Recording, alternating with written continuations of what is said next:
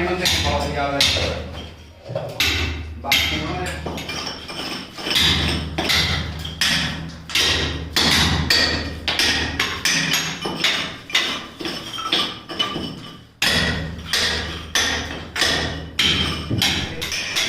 ਆਪਣੇ ਦੀ ਕੰਟਰੋਲ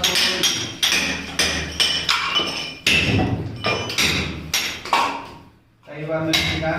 ਕੰਮ ਦਵਾਨ ਕੰਮ ਹੋਆ ਟਾਈਮ ਲੱਗ ਜਾਂਦਾ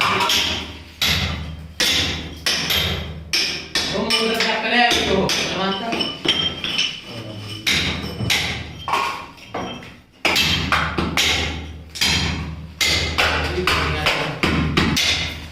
ਕਹੂਗਾ ਮਿਸਤਰੀ ਜੀ ਆਏ ਹੋ ਨਹੀਂ